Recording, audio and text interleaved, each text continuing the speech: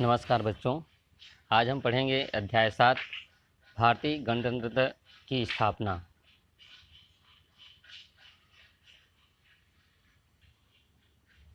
कक्षा 8वीं सामाजिक विज्ञान भाग 1 इतिहास एवं नागरिक शास्त्र।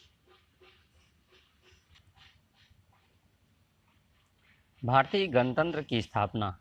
इस लेख में सत्यापन हेतु अतिरिक्त संदर्भ अथवा स्रोतों की आवश्यकता है। एक स्वतंत्र गणराज्य बनने और देश में कानून का राज स्थापित करने के लिए संविधान को 26 नवंबर 1949 को भारतीय संविधान सभा द्वारा अपनाया गया और 26 जनवरी 1950 को इसे एक लोकतांत्रिक सरकार प्रणाली के साथ लागू किया गया था। द्वितीय विश्व युद्ध के बाद इंग्लैंड यह समझ चुका था कि अब भारत में उसका राज नहीं चलेगा, इसलिए वहाँ के तत्कालिक प्रधानमंत्री एटली को 1946 ईस्वी में घोषणा करना पड़ा कि वे जल्दी ही भारत छोड़ना चाहते हैं। फिर उन्होंने सत्ता हस्तांतरण के संबंध में भारतीय नेताओं से बातचीत करने का विचार किया। उन्होंने अपने कैबिनेट के ब्रिटिश संसद उन्होंने अपने कैबिनेट के 3 मंत्रियों को अंतरिम सरकार बनाने और संविधान संगठित करने का प्रस्ताव रखा। प्रस्ताव में कहा गया कि संविधान सभा में प्रांतीय विधानसभाओं द्वारा चुने हुए व्यक्ति और भारतीय रियासतों के राजाओं द्वारा मनोनीत व्यक्ति शामिल होंगे। इसे कैबिनेट मिशन कहते हैं। अंतरिम सरकार की स्थापना। इस प्रकार वायसराय लॉर्ड वेवेल के आमंत्रण पर केंद्र में पंडित जवाहरलाल नेहरू के नेतृत्व में एक अंतरिम सरकार 1946 ईस्वी में बनी। इसके अलावा डॉक्टर राजेंद्र प्रसाद की अध्यक्षता में संविधान सभा का गठन हुआ, जिसने दिसंबर 1946 ईस्वी में अपना काम शुरू कर दिया, लेकिन मुस्लिम लीग तथा राजाओं ने उसमें भाग नहीं लिया था। मुस्लिम लीग द्वारा पाकिस्तान की मांग। मुस्लिम लीग पृथक पाकिस्तान की मांग पर अड़ी हुई थी, किंतु लीग अपनी मांग पर जोर शोर से भिड़ा था। वह पहले अंतरिम सरकार में भी शामिल नहीं हुई थी, मगर बाद में शामिल होकर उसके कार्यों में बाधा पहुंचाने लगी।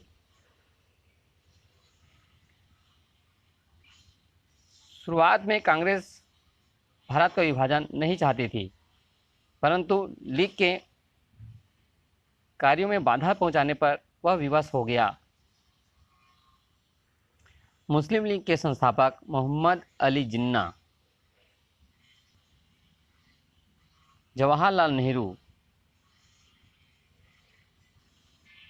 डॉक्टर राजेंद्र प्रसाद। मुस्लिम लीग की सीधी कार्यवाही दिवस डायरेक्ट एक्शन डे 1946। अब मुस्लिम लीग हर कीमत पर पाकिस्तान चाहने लगी, इसलिए उसने 16 अगस्त 1946 ईस्वी को सीधी कार्यवाही दिवस घोषित किया, जिसके कारण बंगाल, बिहार, बम्बई आदि स्थानों में सांप्रदायिक दंगे भड़क उठे। सांप्रदायिक दंगों में ब्रिटिश की कार को जला दिया गया।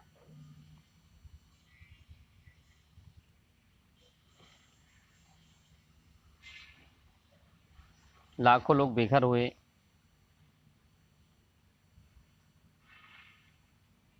बहुत सारी हत्याएं हुई, आगजनी की क्रियाएं हुई। इस प्रकार कुछ ही महीनों में बहुत से लोग मारे गए और लाखों लोग बेघर हो गए, परंतु इस समय छत्तीसगढ़ में किसी प्रकार का दंगा फसाद नहीं हुआ, क्योंकि यहाँ शांति स्थापित थी, जो यहाँ की जनता के भाईचारे का प्रतीक है। सांप्रदायिक दंगों से गांधी जी अत्यंत दुखी हुए। उन्होंने दंगाग्रस्त क्षेत्रों का दौरा किया और शांति स्थापना के प्रयास किए।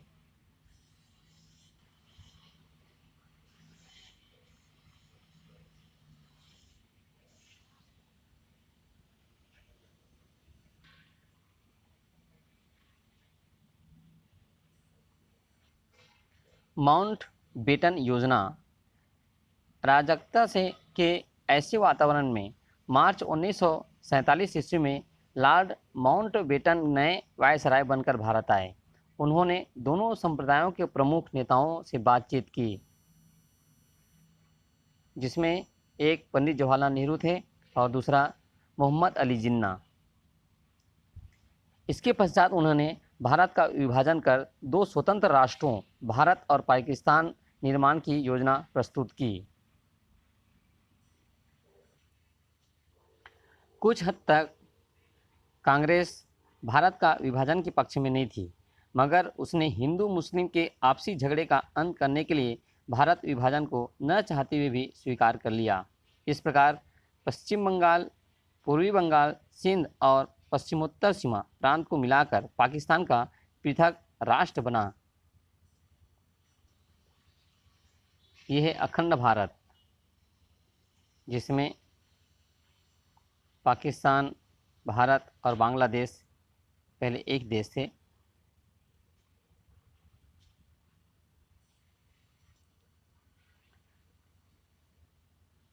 पंद्रह अगस्त 1947 के विभाजन के बाद भारत तीन टुकड़ों में बंट गई।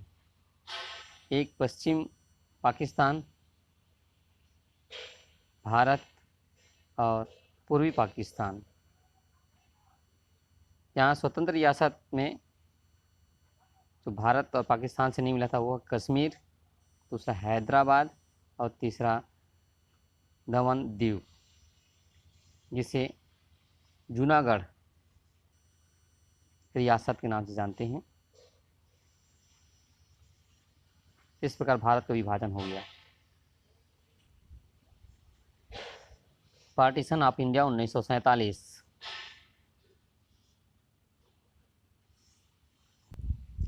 अखंड भारत का विभाजन भारतीयों के लिए अत्यंत दुखद घटना थी। विभाजन के बाद भी विभिन्न स्थानों में हिंदू मुस्लिम दंगे हुए, विशेषकर पंजाब और बंगाल में। ये दंगे अविश्वास का वातावरण बनाते हैं। इनसे धन और जन की हानि होती है।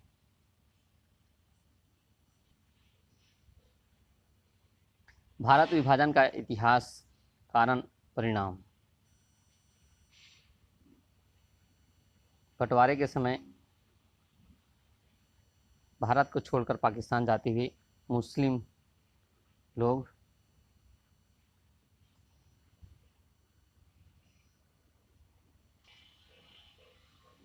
भारत विभाजन में अपने गांव, नगर, शहर को छोड़कर जाते हुए लोग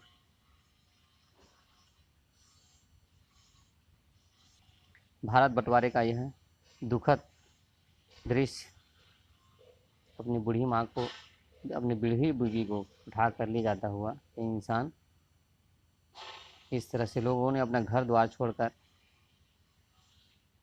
भारत के लोग पाकिस्तान गए, पाकिस्तान के हिंदू लोग भारत आए। यह है भारतीय राज्य व्यवस्था, माउंटबेटन योजना, भारत का विभाजन। भारत स्वतंत्रता अधिनियम 1947। माउंटबेटन योजना के आधार पर भारतीय स्वतंत्रता अधिनियम इंग्लैंड के सांसद द्वारा 18 जुलाई 1947 ईस्वी को पारित किया गया। इसमें व्यवस्था थी कि 15 अगस्त 1947 ईस्वी को भारत और पाकिस्तान दो स्वतंत्र राष्ट्रों का रूप धारण करेंगे। इसके बाद इन पर इंग्लैंड का कोई अधिकार नहीं रहेगा। स्वतंत्रता की घोषणा। इस तरह 14 अगस्त की आधी रात के बाद जब 15 अगस्त 1947 ईस्वी की तारीख शुरू हुई, तब पंडित जवाहरलाल नेहरू ने भारत की स्वतंत्रता की घोषणा करते हुए कहा, भारत में जीवन और स्वतंत्रता का उदय हुआ। संविधान सभा स्वतंत्र भारत की संसद के रूप में काम करने लगी। हमारे स्वतंत्र भारत के पहले प्रधानमंत्री पंडित जवाहरलाल नेहरू और प्रथम गवर्नर जनरल लॉर्ड माउंटबेटन बने। पंडित जवाहरलाल नेहरू द्वारा 15 अगस्त की सुबह दिल्ली के लाल किले पर स्वतंत्र भारत का तिरंगा झंडा फहराया गया। पंडित जवाहरलाल नेहरू द्वारा 15 अगस्त सन 1947 को भारत के लाल किले पर ध्वज फहराया गया, जिसका यह तस्वीर है।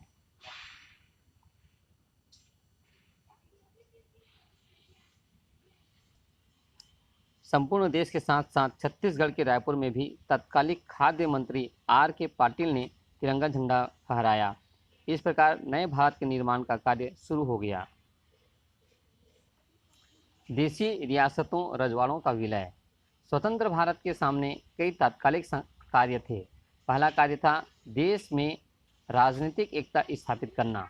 1947 में अंग्रेजों द्वारा सीधे तौर पर शासित होने वाले इलाकों के अलावा करीब 550 से ज़्यादा स्वतंत्र देशी रियायतें थीं जहां अंग्रेजों का शासन नहीं था।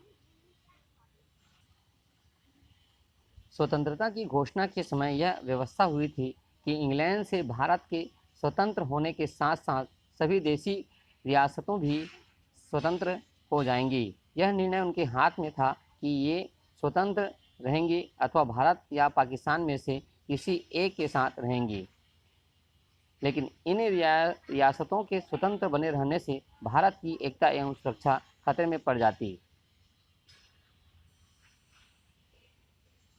आज़ादी के समय किन किन रियासतों ने भारत में शामिल होने से मना कर दिया था और क्यों? यहाँ पर आप देख सकते हैं लाल चिन्हों में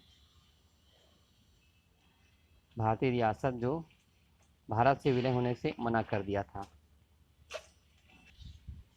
इसलिए देशी रियासतों के विलय का कार्य तत्कालिक गृह मंत्री सरदार वल्लभ भाई पटेल को सौंपा गया। सरदार पटेल छत्तीसगढ़ के रियासतों के विलय हेतु दिसंबर 1947 ईस्वी में नागपुर भी आए। उनके समझाए जाने से यहाँ के कुल 14 रियासतों का भारत में विलय हो गया, जिसमें कवर्धा, शक्ति एवं छुई खदान का विलय वहाँ के जन आंदोलन के बाद हुआ। इस प्रकार सरदार पटेल के सूझबूझ के कारण भारत की कुल 562 देशी रियासतों में से अधिकांश रियासतों ने स्वतंत्रता पूर्वक ही भारत में विलय स्वीकार कर लिया था। इसी सूझबूझ के कारण इन्हें लौह पुरुष कहा जाता है। अब उनके सामने जूनागढ़, कश्मीर और हैदराबाद का विलय शेष था। ये है वो 3 बड़े भारतीय रियासत जो भारत में विलय नहीं हुए थे, जिसमें से एक था कश्मीर, दूसरा था हैदराबाद और तीसरा था जूनागढ़, दमन और दीव। सरदार पटेल न होते तो 565 टुकड़ों में बटा होता आज का भारत। अखंड भारत। हैदराबाद, जूनागढ़, कश्मीर के भारत में विलय की दिलचस्प कहानी। जूनागढ़ रियासत का विलय। जूनागढ़ सौराष्ट्र की एक छोटी सी रियासत थी।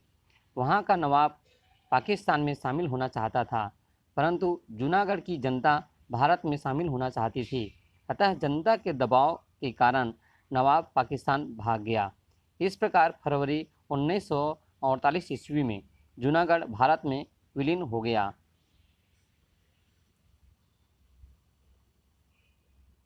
कहानी जूनागढ़ रियासत के भारत में विलय की।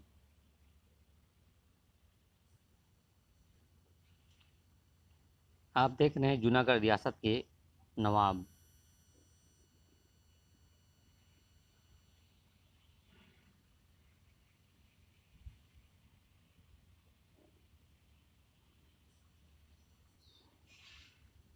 जूनागढ़ रियासत के नवाब जो भारत को छोड़कर पाकिस्तान चला गया, परंतु जूनागढ़ भारत में विलीन हुआ।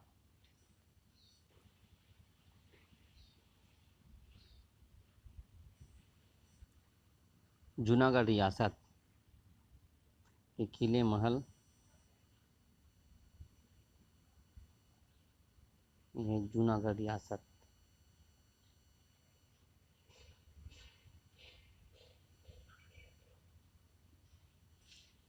कश्मीर का विलय 26 अक्टूबर 1948।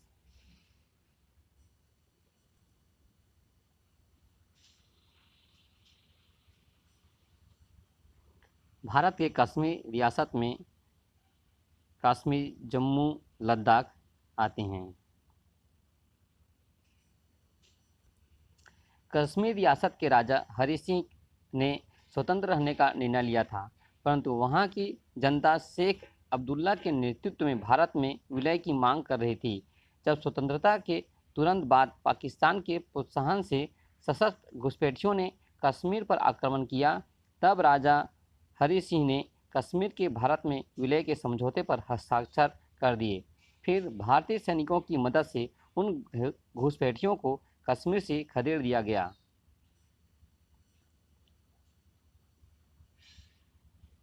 भारतीय सैनिकों की मदद से उन घुसपैठियों को कश्मीर से खदेड़ते हुए यह फोटो। राजा हरि सिंह। हैदराबाद कैसे बना भारत का हिस्सा? हैदराबाद का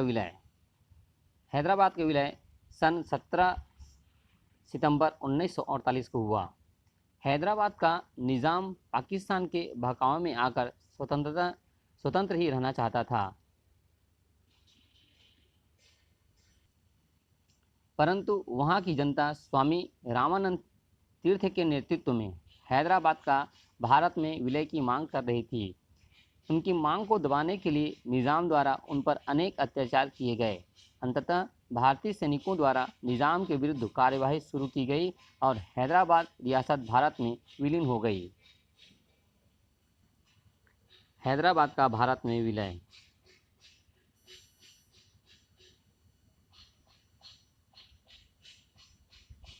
इस प्रकार के भारतीय सैनिकों के आने पर यहाँ के निज़ाम मजबूर हुए और उन्होंने भारत में विलय स्वीकार किया।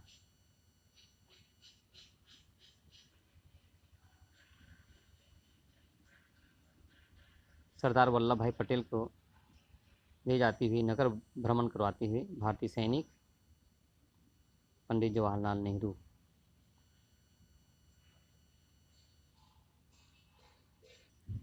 देशी राज्यों का भारत में विलय तथा कश्मीर, जूनागढ़ एवं हैदराबाद की समस्या। ये है उस समय के कुछ रियासतों के तस्वीरें।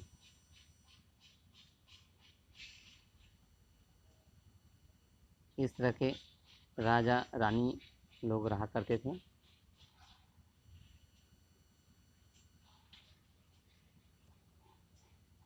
ये है रियासत के राजकुमार और राजकुमारियाँ।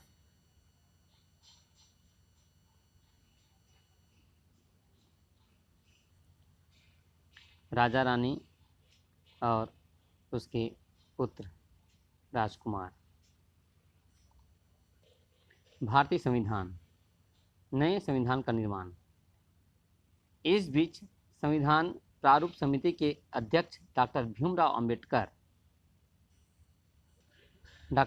अम्बेडकर द्वारा स्वतंत्र भारत के लिए नए संविधान के प्रारूप बनाने का कार्य 26 नवंबर 1949 ईस्वी को अंतरिम रूप प्रदान किया गया, मगर इसे 26 जनवरी 1950 ईस्वी को लागू किया गया। इस प्रकार भारत एक संपूर्ण प्रभुत्व संपन्न गणतंत्र राष्ट्र बन गया। इसलिए तब से यह दिन गणतंत्र दिवस के रूप में मनाया जाता है। राष्ट्रीय आंदोलन के दौरान भारतीयों ने स्वतंत्रता, समानता, बंधुत्व, मानवता तथा लोकतंत्र के राष्ट्रीय मूल्यों को स्वीकार किया था। इन्हें हमारे संविधान में महत्व दिया गया। हमारे संविधान में भारत के सांस्कृतिक मूल्यों के आधार पर नियमों का संकलन किया गया, जिसके अनुसार शासन चलाया जाता है। हमारे संविधान की अन्य विशेषताओं के बारे में आप नागरिक शास्त्र खंड में विस्तार से पढ़ेंगे। भारत का संविधान सभा।